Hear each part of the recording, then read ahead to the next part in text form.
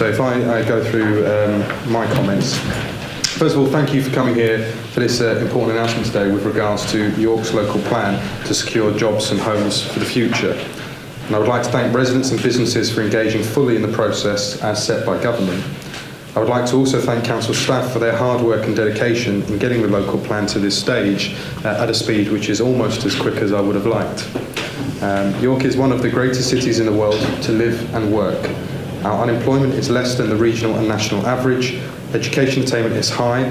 Our economy is predicted to grow faster than the national average, and the quality of life is second to none. It has a beautiful natural and built environment. All these things must be protected and promoted. They are what make York a unique and special place, and we are proud of our heritage. But we are also ambitious about the future. As I have said before, Labour is focused on strengthening the local economy and increasing jobs, and we want everyone in our society to be able to prosper. And since coming to office, Labour has helped bring businesses to York like John Lewis and the national insurance firm Hiscox, and we stand squarely behind developments at Monks Cross, which also underpin the proposed community stadium. And we are taking measures to promote and improve the city centre.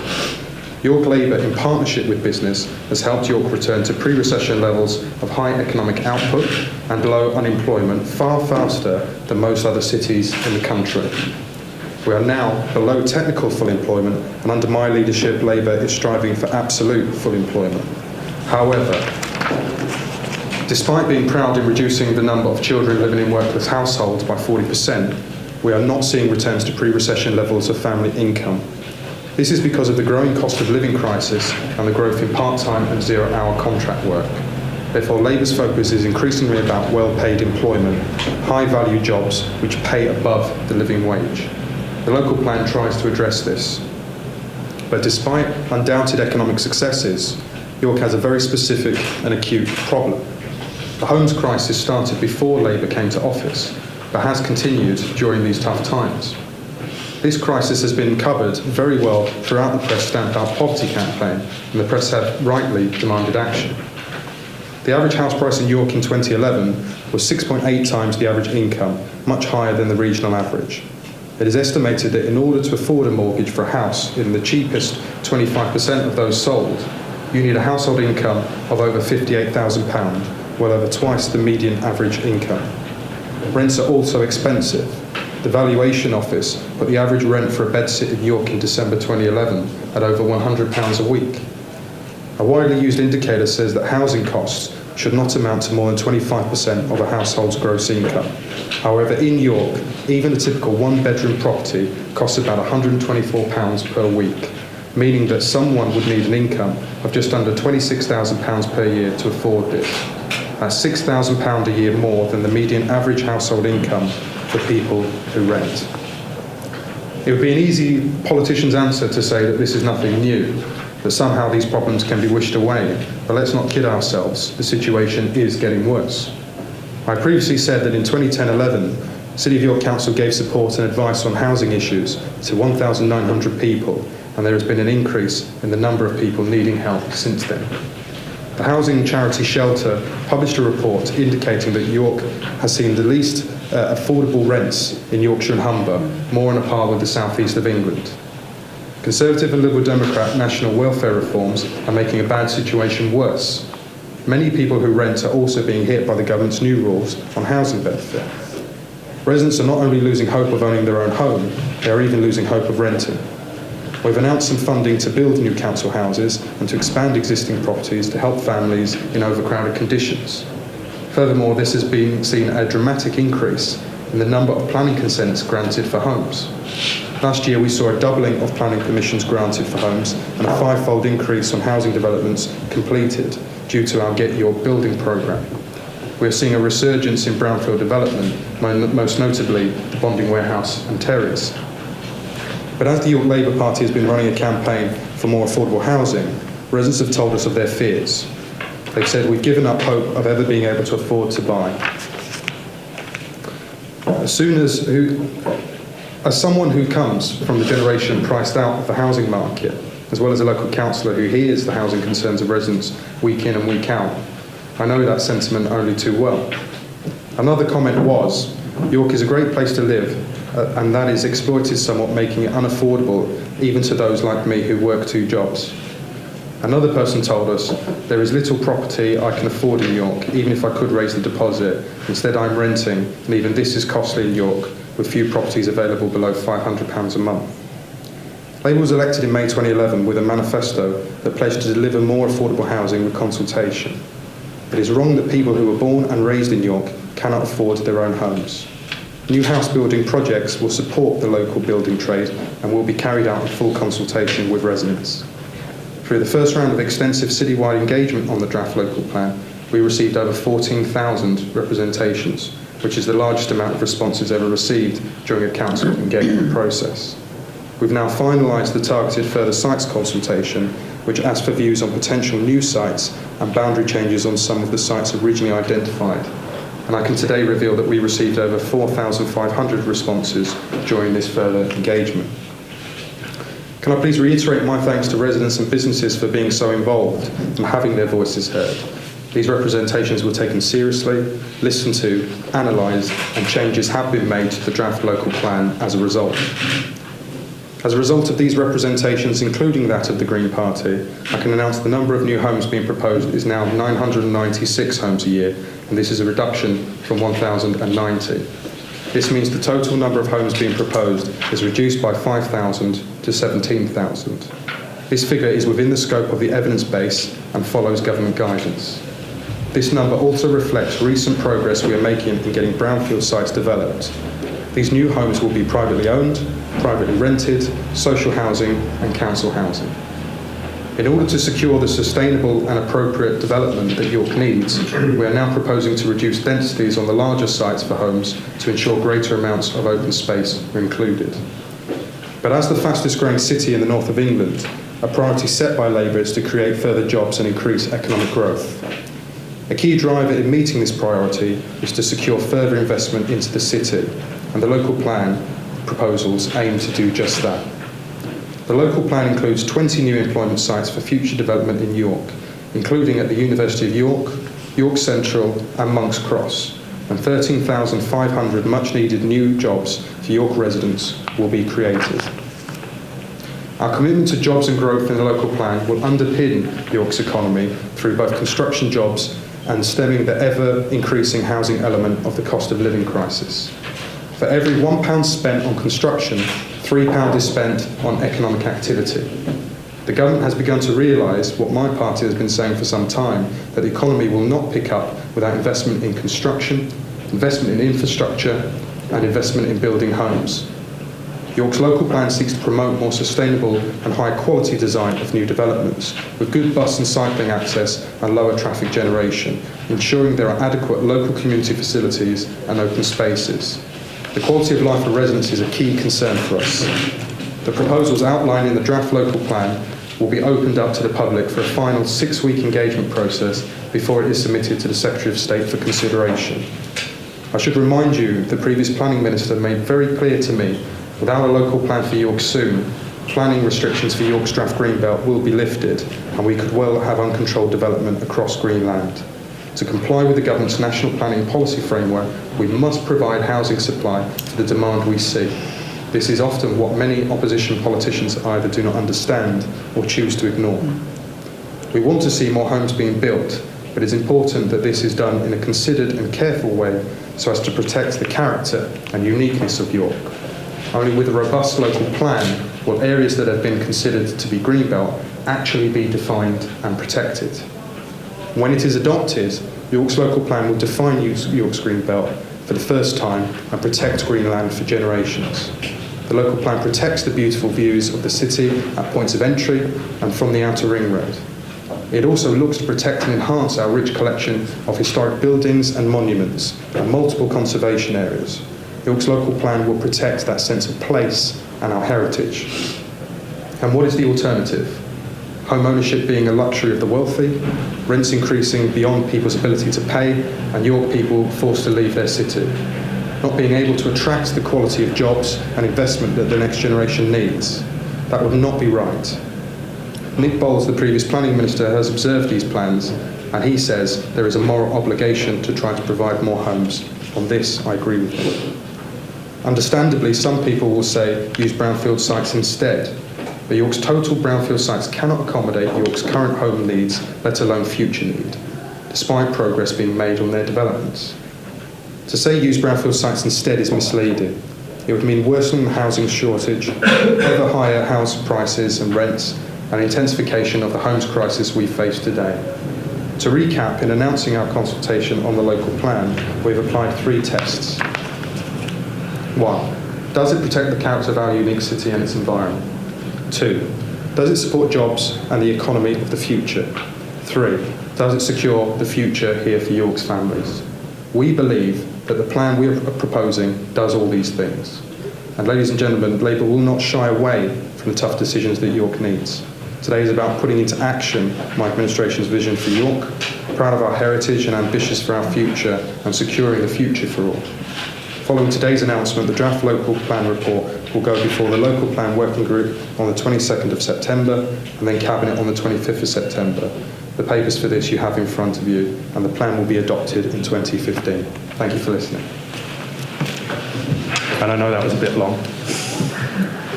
Dave? Thank you. I think the leader's given a extremely comprehensive coverage of the local plan, so I'll keep my comments relatively short. As the person who's been leading the work in terms of my cabinet portfolio on this, I certainly want to echo the point that James has made about the enormous amount of effort that have been put in by officers in terms of preparing this plan, but also again to thank residents and businesses in the city and various institutions that we have dealt with for their work with us. A great deal of detailed work has gone in terms of these proposals and looking at potential development sites with the people who have put those sites forward. Because one of the key issues in terms of obtaining agreement for this local plan through the inspection process, examination process, is that it meets the government's NPPF tests, one of the key ones of which is that all the proposals in this plan are actually deliverable. And deliverability means availability of the site. It means that the site is viable in terms of the costs of development, including the contributions that need to be made to additional infrastructure. One of the main comments that we had on the draft plan was the lack of detail in terms of what those infrastructure investments would be. That was necessary because until we've actually consulted and got a reasonable firm view of which are the potential sites for inclusion in the plan, we were not in a position to evaluate the actual infrastructure, particularly the transport infrastructure requirements of the plan in detail. Now that we actually have a firm view on what sites are available and appropriate to put in the local plan, that work has been done. One of the key 2 documents that back up this local plan that will be available for residents and businesses to look at are the infrastructure assessment and delivery plans and the assessment of the viability of the plan proposals. Both of those documents confirm that we are able, with significant investment, particularly on the transport side, to deliver this local plan.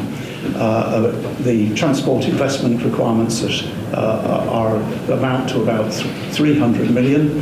As a result of the work that we have been doing over a long period of time, both James as leader in terms of the new combined authority, myself and David Levine in terms of the transport side, we are in a very good position in terms of getting the first major tranche of investment for upgrading the Outer Ring Road and other important transport investments in the city. So we certainly believe, and the independent people we have employed to do the viability study are satisfied that we should be able to deliver what's necessary in terms of transport and other infrastructure over the planned period. There has been an absolute focus in terms of what we are doing, in terms of getting an adoptable plan. Over the period since we originally consulted, there has been additional government guidance on a number of issues, not least on the housing. That has influenced what we have done in terms of the revised housing proposals, because we are absolutely determined that we have a plan that, when it goes to examination, meets all the key national planning proposal tests. I think the result, of course, is significantly different, and perhaps one of the things that the public is not fully aware is of how tight those tests now are. The government said that it was devolving more responsibility to local government. The reality is it has devolved that with an extremely tight framework of rules and guidance in terms of what we can actually do. They say one thing and actually do the opposite. But we are determined to ensure that this does get through the inquiry, that we do have an adopted plan, as James has said, so that we can actually protect what matters in this city, that we can actually provide those extra jobs and employment. So I think the other issues that I'd like to just touch on, we've obviously been under pressure from a lot of landowners and developers to put additional sites in, or to put different sites in. We have very closely looked at those, but we have also continued to roll out a number of sites which we feel would harm the setting of the city, would harm its historic or its environmental circumstances. But equally, in terms of some of the sites that we have brought forward, we have also listened very carefully to what people said.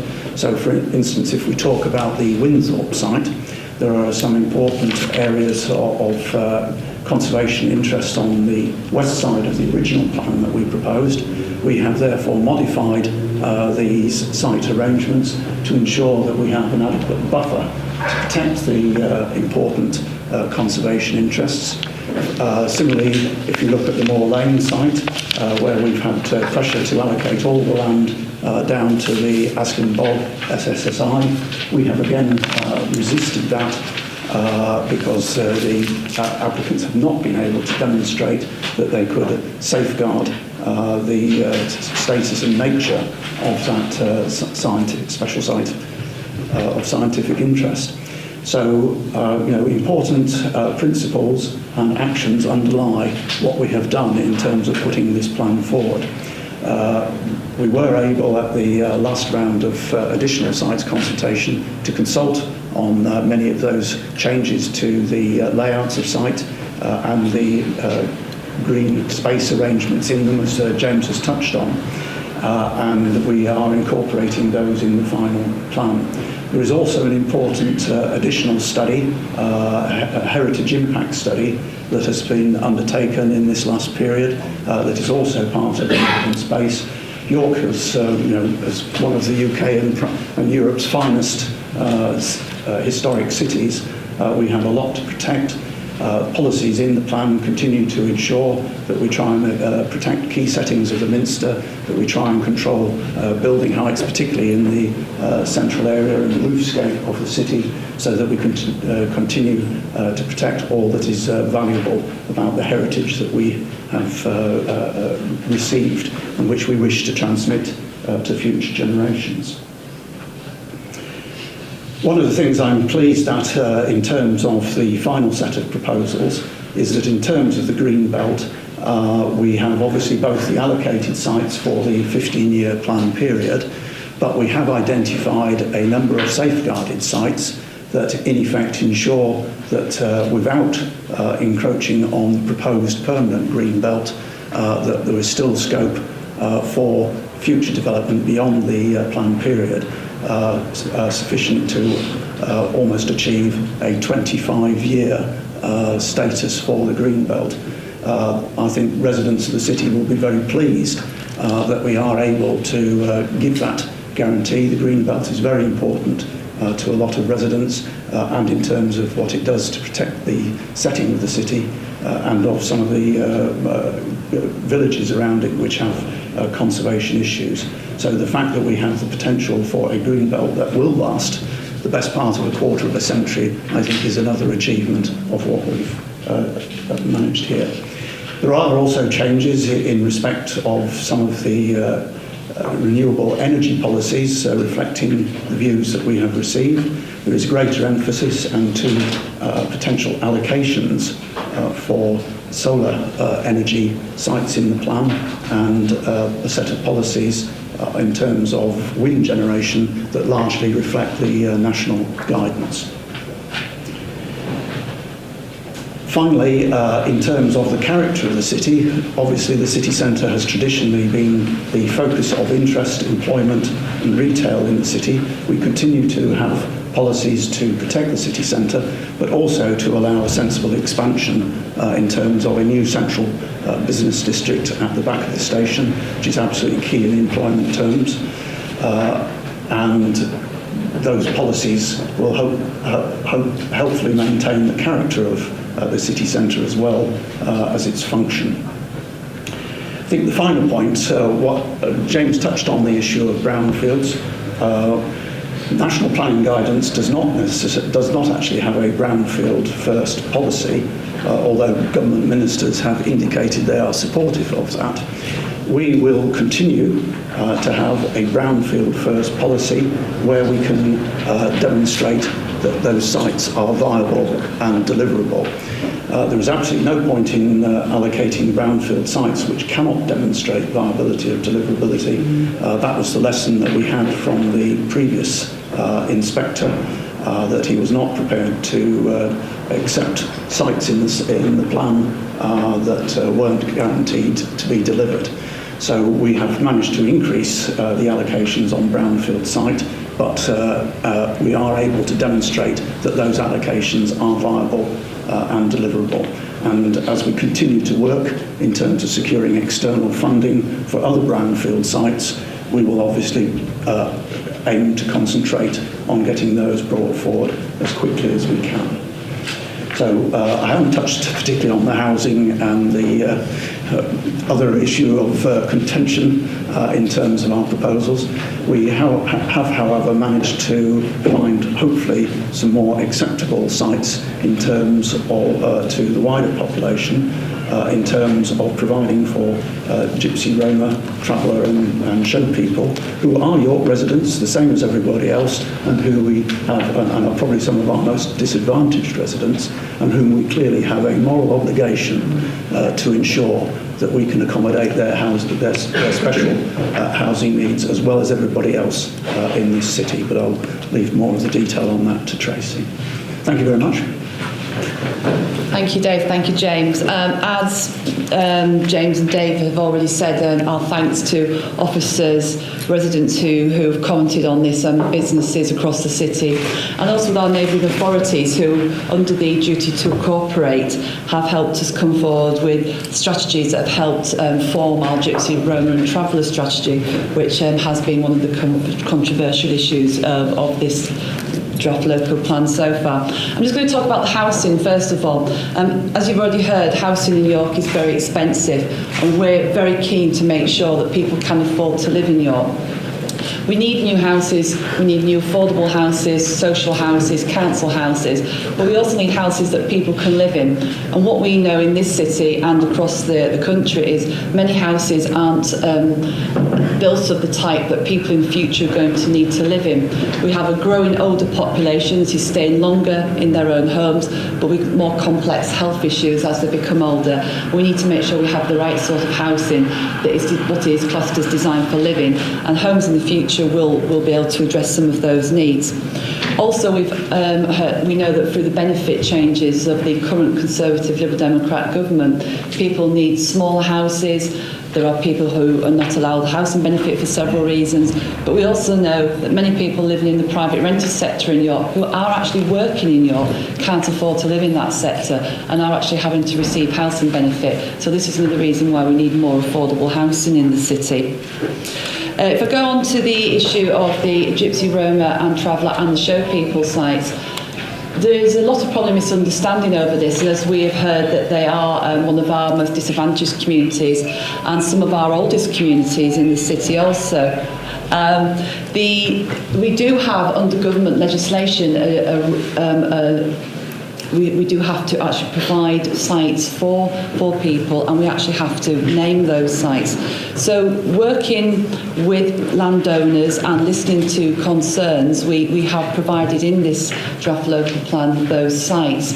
We also have, as I know one local MP has continually asked us if we have been undertaking our duty to cooperate with our local authorities neighbouring to us, and we have done that as well as part of a refresh of our Gypsy Roma Travel and Show People strategy to ensure that we in York are providing what we need and that neighbouring authorities are also providing the provision that they need as well.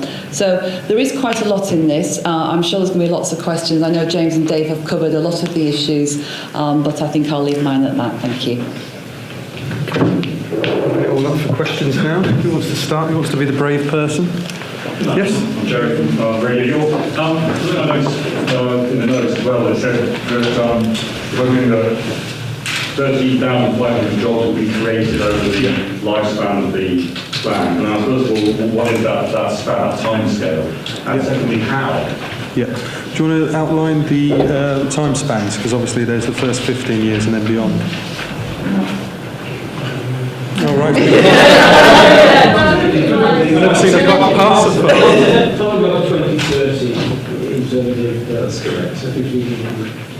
Okay, and the other question was how will those jobs be created? Or what jobs will they be? Yeah, so they're created through the process of both indigenous growth, so start-ups and growth of existing businesses in the city, and an ongoing programme of inward investment. And if you look across the last period since the recession, you will see steady growth of both self-employment, now steady growth of businesses that are located here already, and then also key and important inward investment successes. We're in the bioscience sector, in the insurance sector, in the rail sector, and also the tourism sector. You can see steady growth in all those sectors of our economy. How does the plan, the plan, make that happen?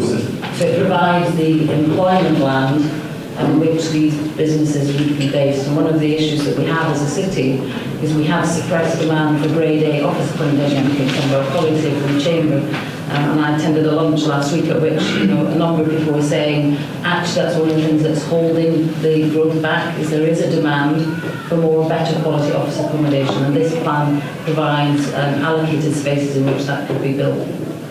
We've had difficulties of office accommodation, quite frankly, being in the wrong location, and obviously we've seen some of that coming over to housing through national planning changes where less permissions are required to be able to have that transfer.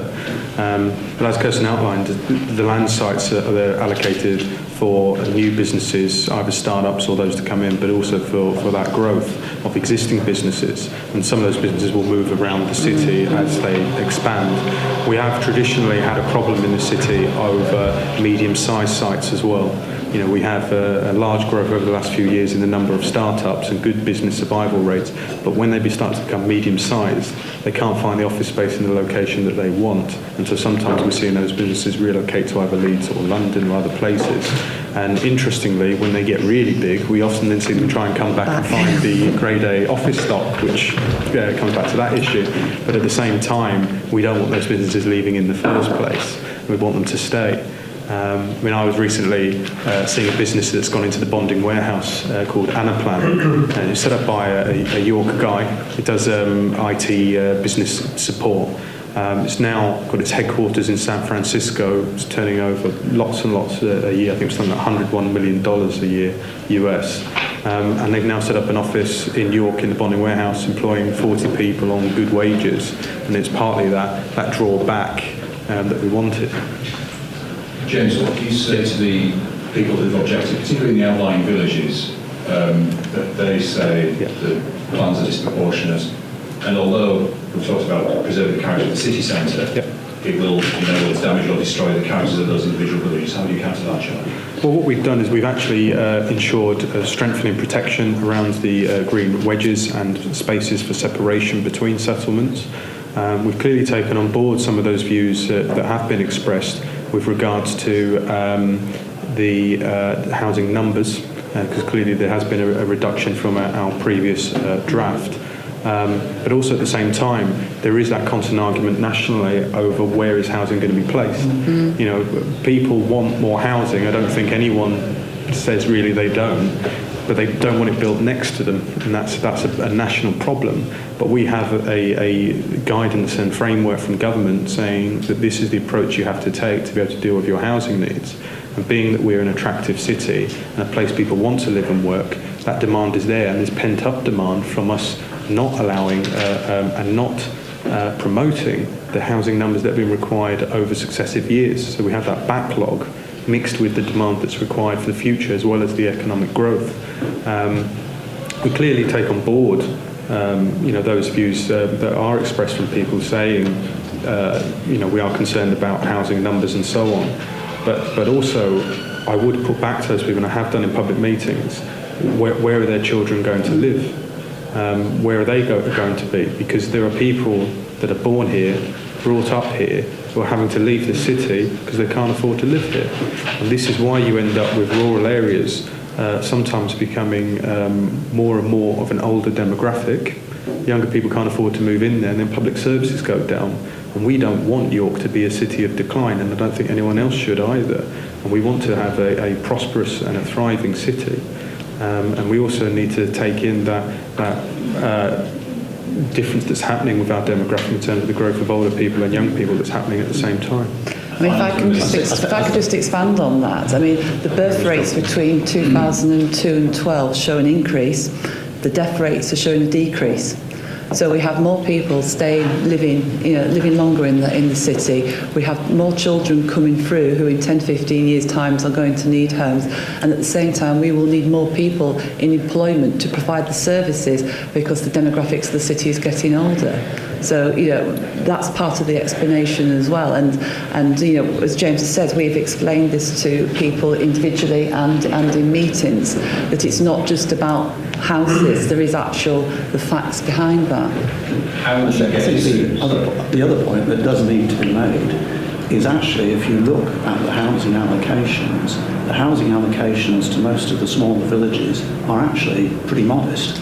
We have actually protected them in terms of not applying unreasonable levels of housing to those, and we have resisted applications for additional sites around them. We've taken a slightly different view in terms of what have been the traditional very large dormitory housing villages for the city. So the Haxbys, the Cotmanthorpes and so on, they traditionally have been seen in the past as areas for expansion. So we have given them somewhat larger allocations than the small villages. But even so, if you actually look at the map, you'll see the vast bulk of the new housing is either in the form of urban extensions at Huntingdon or north of Clifton Moor, plus the new community at Winthorpe. And part of the rationale of the new community at Winthorpe was so that we could provide the housing numbers without flooding most of the existing villages around the city. So, as I say, I think if you actually took a reasoned look at the map, you'll see that that accusation is not actually true. I won't monopolise this, but final question. How do you get this through? You as a group have just lost your overall majority of control. Reading the press this morning that Andy de Gaulle saying, well, we're going to have to do some horse trading now. So it may be that you have to bring these housing numbers down yet again. So this may not be the final figure though. Well, this takes into account that housing figure and takes into account his representations as well as members of the public. But at the same time, I'd like to just use the line saying, you don't need to worry about that, that's my job. But at the same time, clearly, we have to put this to full council. We have to try and get that approved. But this now takes into account reductions in the housing numbers and whether we have a viable plan or not. So you've got the support of the Greens for this then? Well, you need to speak to them for that, and then I've no doubt that you won't get a committed answer. This is our hot area. But at the same time, no, I don't think that's the case. This is many, many years of work. I mean, for example, we've been talking in the city about a local plan since 1956, which is 4 years before my mother was born. And this is our best chance to actually be able to get this done within the framework of which government is set. And this is about jobs and homes for the future.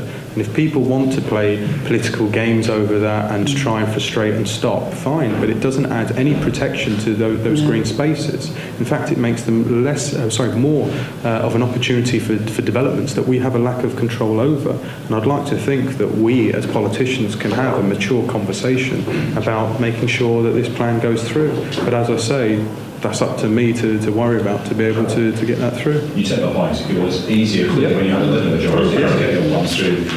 Very clear, and we have to keep all of those options open, but this is the plan that has to be approved. This is the right thing to do, and we're not going to compromise on principles or compromise on what the government has suggested is required without being able to make sure that we can do the right thing by people in this city.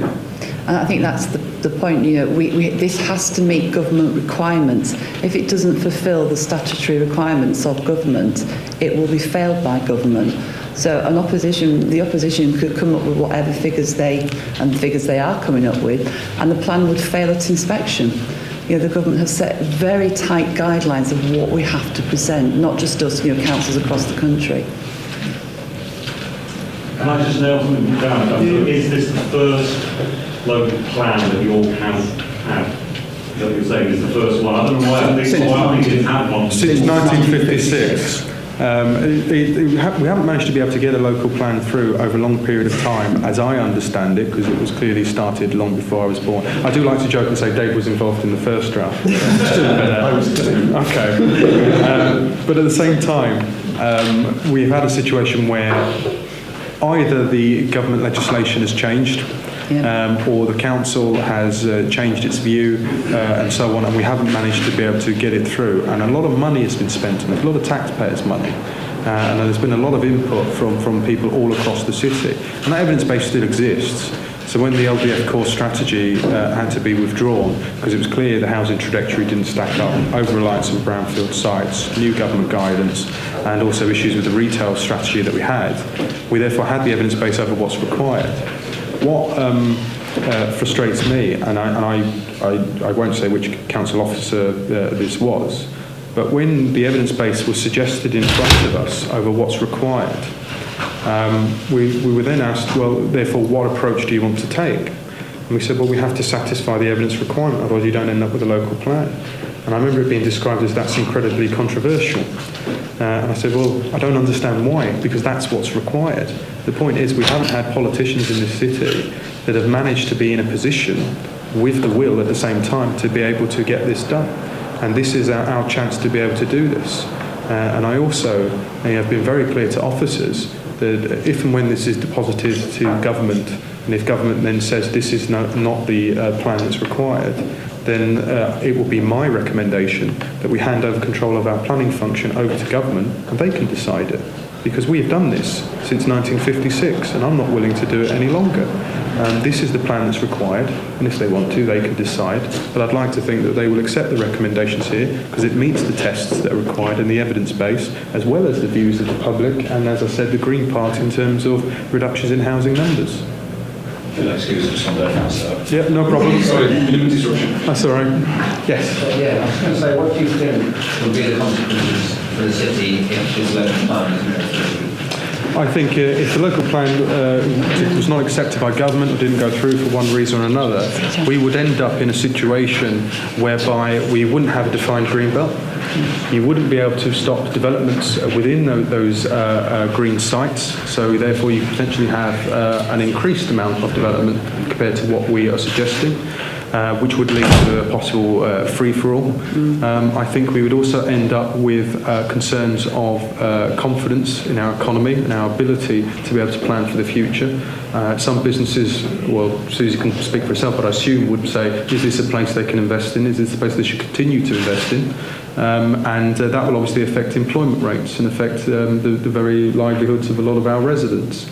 This is obviously very high stakes and incredibly important. But as I say, this is, we believe, is the correct plan, and then there's now the final 6-week consultation. Can I just follow with, for you, what have been the most difficult decisions to make? I think you stood all the most of all. I think the most difficult ones, and other people can speak for themselves, has been two things. One is whether you go for the urban extensions as opposed to new settlements. And we've clearly tried to do a bit of a mix, but largely the 2 new rural settlements that's being recommended allows there to be further reductions in the requirements of urban extensions. And also, it's interesting that a gentleman recently won, was it the Wolfston Economic Prize, for saying places like York, not just York, should have new rural settlements within their draft green belt or their green belt if they've already defined it, to be able to minimise disruption to other communities, and so you have a quantum of infrastructure. The second point that I think has been most difficult is about the infrastructure requirements, because we do understand that York, being an historic city, already has existing infrastructure requirements, let alone therefore what is required from this local plan. So justifying how that is achieved, where that funding will come from, and what changes are required in people's attitudes towards transport is also incredibly important and challenging. What I find fascinating through a lot of this work is that some places managed to negotiate deals with the Treasury in 2008 that allowed them to borrow funding against Treasury balances and allow them to fund infrastructure projects up front, which I have to admit therefore minimises either disruption for local residents but also objections from local residents towards new home settlements. And I would like to think the government would entertain a very similar scheme being allowed for other places such as York around the country. Now, I don't know whether that can be accepted. I haven't contacted the government about it yet, and I want to know more about those proposals. But clearly, the quicker we can get funding and show demonstrable changes in our infrastructure, then obviously, therefore, the less concern some residents will have about new housing settlements. The public meetings I'm having at the moment in every ward have been fascinating, and in Haxby and Wigington in particular, those residents that I spoke to, and I think there was about 60 or 70 there, they were not anti-development, and I have to admit, I assumed that they would be. What they were concerned about is the infrastructure to support those settlements, and if that can be sorted and demonstrated, you can actually be in a position where you actually improve the infrastructure situation for existing residents rather than make it worse. Can I ask about the infrastructure path? Dave, I think you mentioned the first tranche of funding for the Ring Road tooling. Can you expand a bit on that, tell us what you mean? Well, it might be perhaps better if the officers gave you the full detail, but I mean, we put in major bids to the West Yorkshire Transport Fund, which is now part of the combined authority arrangements, and we have been taking the various schemes that we wish to promote through the approval process for funding. And as I understand it, we are close to gaining the approval for the funding of the major upgrade of the Northern Ring Road, so that all the remaining undersides, around about 6 of them, should be upgraded over a period of years, which will vastly improve the capacity of the Northern Western Outer Ring Road. There are other schemes in the West Yorkshire Fund bid that are proceeding through the process.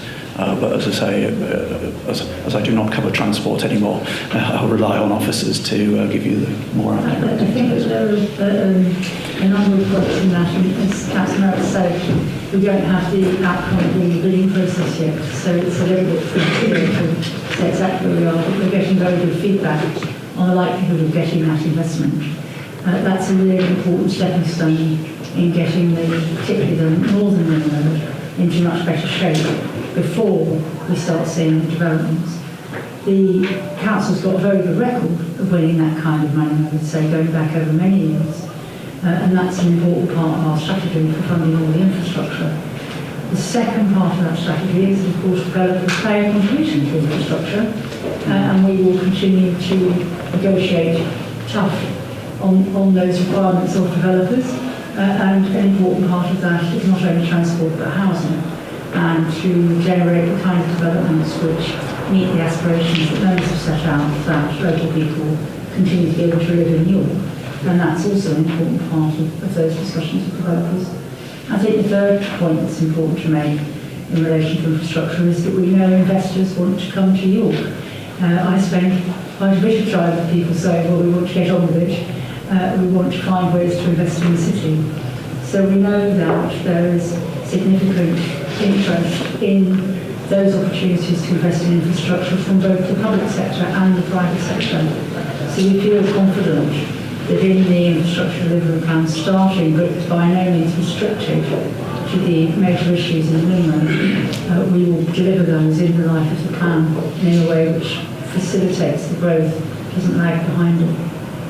I'll just add one thing, that we also believe we may need to use some of the council's borrowing capacity to accelerate the development of the brownfield sites for very precisely the reasons that have been described, which is that we want to get brownfield sites developed and quickly, and that is a legitimate use of public funds to get into those sites quickly, because they have greater costs associated with them, as you'll understand, than the greenfield sites on many occasions anyway. And it will also help improve the potential for increased business rates, which would then come back into the council and be used against further economic growth.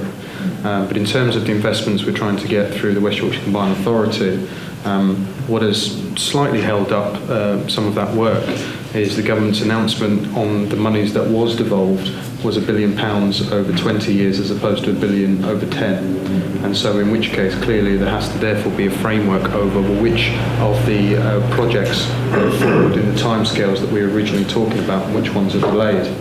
And so in which case the West Yorkshire Combined Authority has set up a single appraisal framework to go through all of those schemes, which is currently being worked through to see which ones get the most economic benefit from that and therefore should be given the money. It also has had some added confusion because the government is saying that even though that money has been devolved and the choice is local, you still need to take into account the government's star rating towards the projects that they think are most appropriate. And I've been trying to ascertain which has priority. Is it the government's star rating or our local appraisal framework? And I'm Vice Chair of the Investment Committee for the West Yorkshire Combined Authority, and it's still not clear which one has precedence. And so we are trying to get through it as quickly as possible. But if you're not going to have the schemes directly dictated to you by government, then clearly you have to work through, in terms of the entire pot, what's required. Could I just ask just a little bit about the reduction in the housing numbers that you're planning to build? It's quite a significant change. Just wondering if you could just explain to me again why you've done this. Really. There's a number of reasons. I mean, one is the progress that's already been made on brownfield sites, because that progress has been made since the announcement saying that we were trying to move to the 1090 homes, and clearly that has to be taken into account. Secondly, the plan, as Dave pointed out, has to pick up the deliverability on brownfield sites, and I think that we have increased confidence that some of those will come forward quicker, especially with regards to York Central and the initial £10 million we announced towards some of those infrastructure costs. There is new government guidance as well in terms of which information has to be used to be taken into account for those calculations. And there is the public feedback, the feedback from the Green Party, and also the feedback from other organisations as well. And when you take that into account in the round, you therefore come to a new conclusion about the housing figures. But it's clear that the housing figures that are required are greater than they were in the previous plan. Because of also the backlog in housing that has been created through not having meeting the demand for housing in the city. And as I said, the government's issued additional guidance in terms of how you calculate housing, the basic household project numbers, since we went out to consultation on the draft, and we are sticking very closely to that to ensure the maximum chances of getting this plan approved.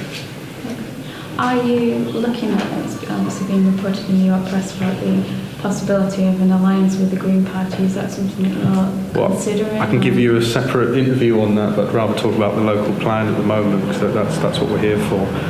But at the same time, we clearly have some synergies with Green politicians in terms of our outlook with regards to having a fairer society, and also our opposition to Conservative and Liberal Democrat austerity programmes, either nationally or locally.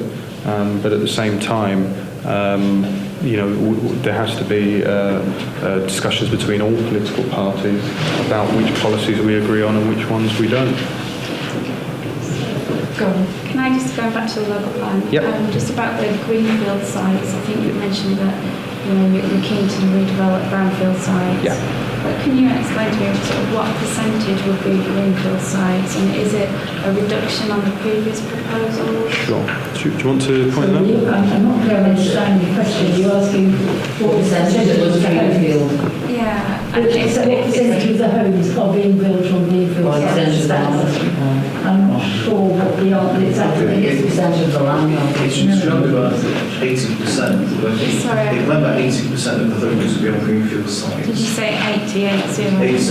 But I think the important point to bear in mind here is that to meet your housing need as articulated by the members, that would not be possible to deliver that on brownfield sites. There isn't sufficient land, there isn't sufficient deliverable land.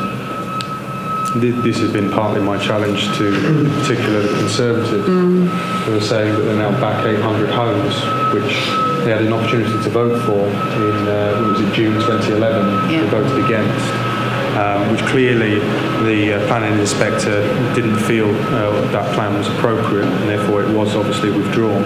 They now say they back that figure, which doesn't allow you to have a viable plan. And also, it cannot be achieved without new allocations of land sites. So really, they need to identify to the public and be upfront which land sites do they therefore back. So far, I haven't seen them back any. If I may read this one of the final point, perhaps worth emphasising, that this isn't either or. We are using the brownfield sites. Yeah. It is not the case that this is somehow, we're leaving brownfield sites undeveloped. The plan makes it crystal clear that where there are brownfield sites in the next work, we are making them work. And it tends to be seen as a choice. Actually, greenfield sites come after the work we're doing to bring forward the major brownfield sites within the city. There just isn't enough space within the very dense urban form of the centre of York to build the number of houses that are needed to meet the expectations of the population.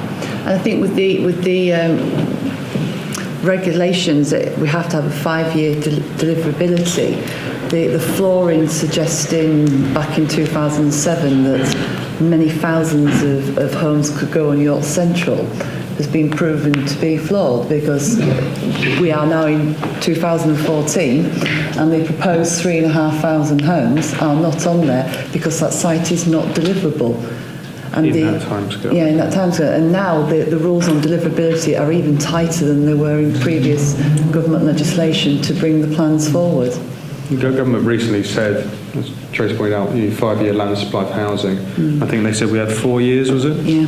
One of the planning appeals. And so in which case, we haven't got enough land allocation for housing now, let alone over the course of the plan. And that also opens up problems, because that means that you can't prove that you've got the allocation of the sites over a certain period of time, so it means that developers would then...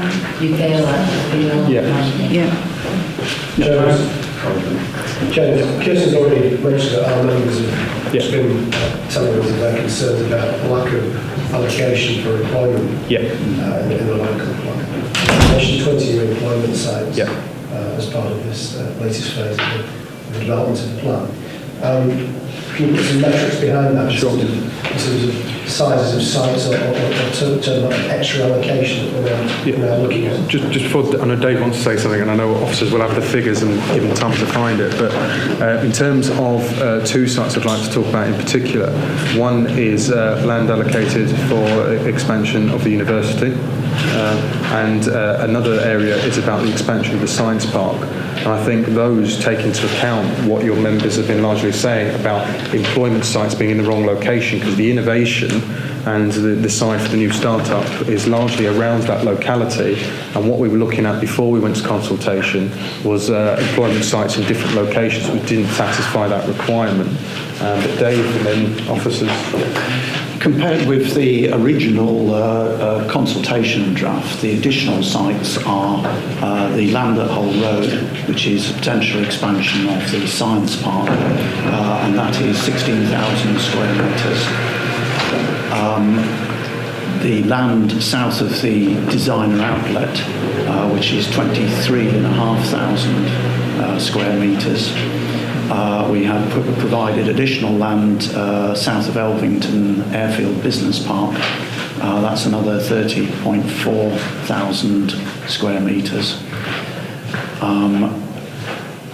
And I think that's all the principal additional ones, but they're all located around the south side of the city, which is the specific request that we had to deal with. So if officers want to add to that. I mean, I think there are a number of sites. We've also identified the Central as the terrorist site. There are a number of Yes, sites. no, I meant the additional ones since the consultation draft, yeah. Sorry, to be clear, there are the additional ones, Dave is correct. There are a significant range of sites.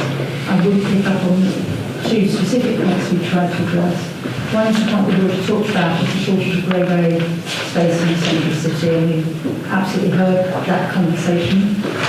We've been talking about that particularly in relation to York Central, but there are other opportunities that we're actively working to promote as grade A. So it's not just any office space, it's absolutely the case that we are working not only through the plan, but through other mechanisms to promote that as high quality space. And the second is the point about R&D and the high-level opportunities that are created by our very strong universities and colleges in the city. And that's a particular strength for you, something that you can be proud of, and allows us to have identified a number of key sites for bringing forward R&D opportunities. And we very much want to promote that through the plan and through our partnership with those institutions. Just on the point of the Grade A city central office space, which is important, and I know you mentioned York Central, but as Tracy's outlined, that's clearly not in a position to be deliverable in the short to medium term. We've been talking about it as a city for at least the last 20 years, as far as I remember. So what does this plan give us now in terms of identifying other opportunities in the city centre? Martin might want to add to that. The first thing I would say is that we are moving now quite quickly with Network Rail to find a way to deliver York Central, and I think we're seeing more progress than we've been able to achieve, and that is about looking at phasing historic attempts to do York Central have sought to do it as sort of one big bang, and we've very much started to look at that as a phased development, but very keen to make sure that in that phasing we bring forward office space as well as residential, we don't just do the housing and think about the office space. So that's a key part of how we are working on that site, and as Tracy says, it's not an easy site to deliver, but we think as it's very helping simultaneously with this. But as we work through those issues with Network Rail, we're finding a bit of light appearing at the end of the tunnel, which will be very positive, I think, over the next few months. As a minimum, sorry, I've seen. Sorry, Hungate is another opportunity there. It's got to bring started work on site. There's great opportunities there in that city centre location. In addition to that, we've got developers and owners looking at refurbishment and recognising the need to invest and upgrade some of the city centre. He's not too far away from his office that would welcome a makeover, so changing from grade B or C into grade A. There's a package of opportunities there. I was just going to say we were hoping to already have an announcement with regards to York Central and the next steps, and we haven't managed to do that yet, but we're not far off that announcement, and clearly the £10 million that we announced towards trying to bridge some of those infrastructure costs is clearly helpful for bringing in extra investment with regards to ensuring the construction can then go ahead.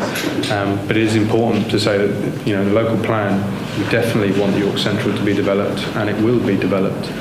Clearly, we can't rely on that and put all our eggs in that basket and say that's it.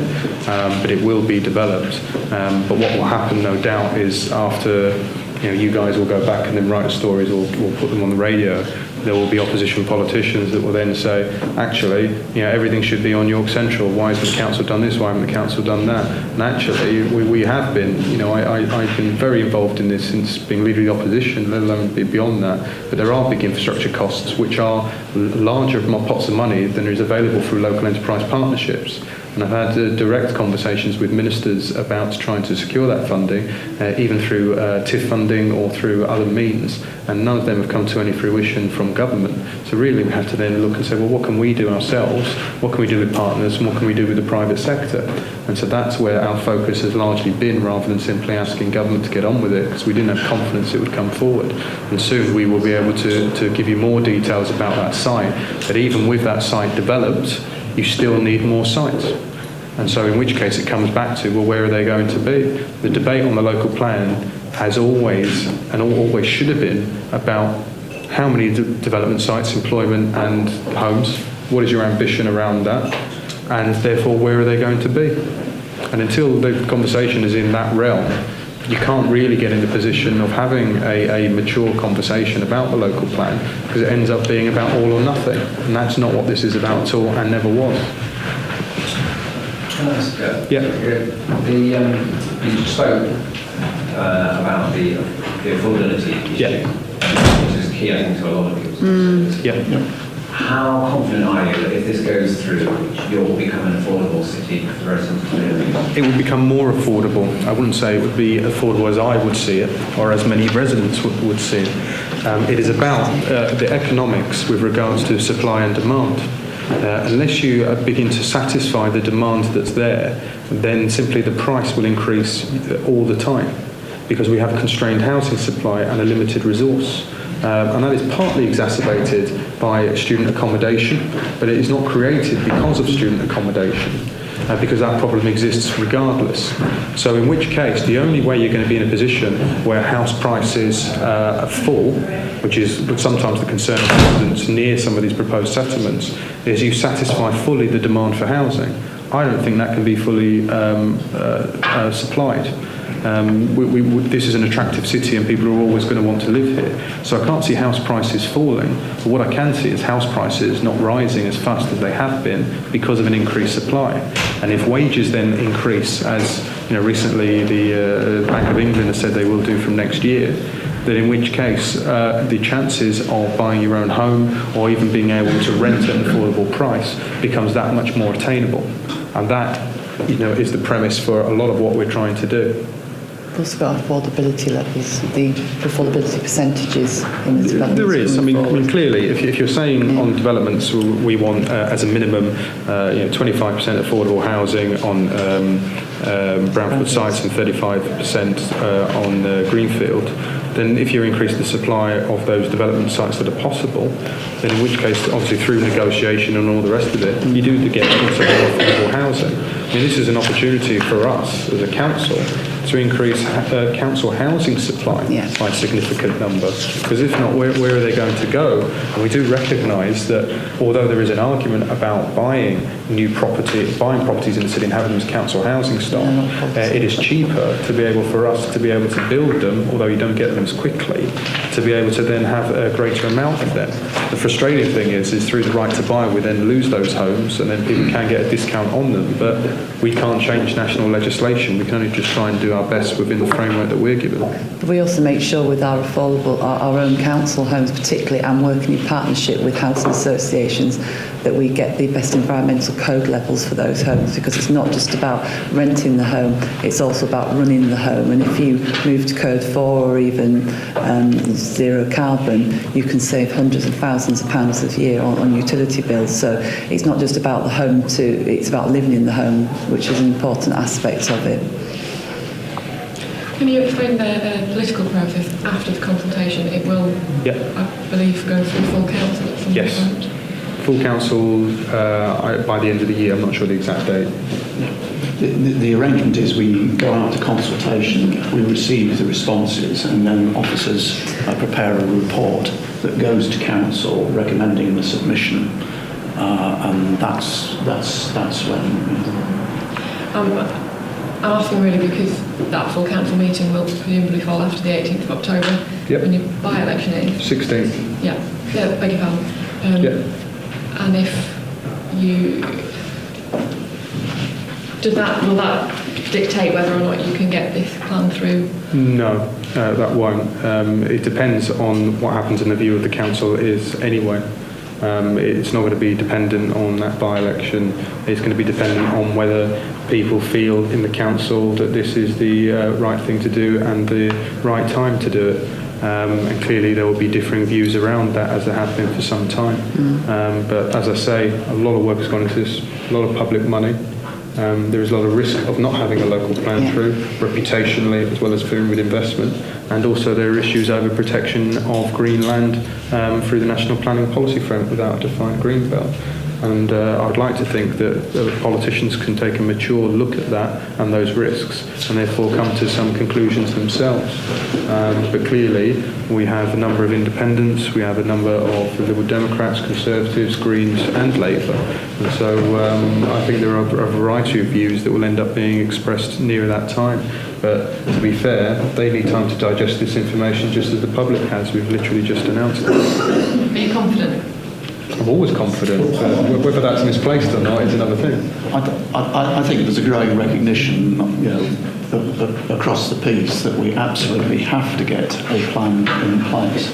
And I think that's reflective of why the Conservatives' opposition have changed their previous stance over the housing numbers.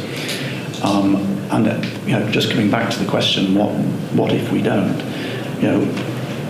If you go back to the sites that were originally submitted, virtually every piece of land between the existing city and the ring road, plus stuff beyond, was submitted. If we have a free-for-all, any of those sites could then actually be the subject of planning applications. And in terms of maintaining the setting of the historic city, in terms of unreasonable extensions on small rural villages, and so on, all of those would be at risk. And I don't think anybody, in whatever political persuasion they come from, wants to be in that situation. Sorry, could we possibly go on to the one-to-one that got by? Yes. She's been in work since no problem. phoning me saying wanting to go home. No problem.